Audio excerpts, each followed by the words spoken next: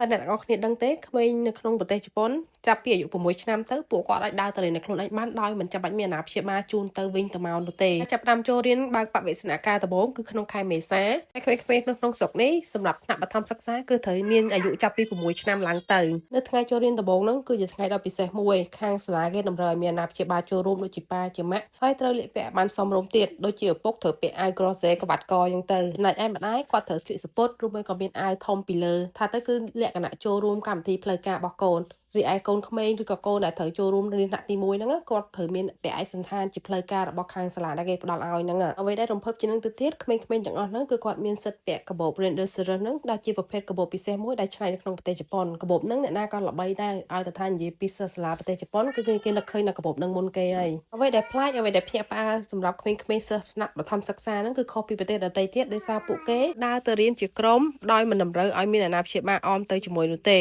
ហើយការដើររបស់ពួកគាត់ហ្នឹងឃើញក្មេងៗតូចៗមែនតែការដើរដែលមានវិន័យហើយនឹងមានសុវត្ថិភាពហើយតែកាន់ពិសេសកាន់តែប្លែកសម្រាប់សិស្សបឋមសិក្សានៅក្នុងប្រទេសជប៉ុននេះគឺពួកគាត់ត្រូវសម្អាតថ្នាក់ដោយខ្លួនឯងហើយការជួបជុំញ៉ាំអាហារពេលថ្ងៃត្រង់ជាមួយនឹងមិត្តរួមថ្នាក់និយាយបានថាគឺគាត់ត្រូវចំណាយពេលស្ទើរតែពេញមួយថ្ងៃនៅក្នុងសាលារៀនដោយរៀនចាប់ពីម៉ោង8ព្រឹករហូតដល់ម៉ោង2កន្លះឬក៏3កន្លះរសៀល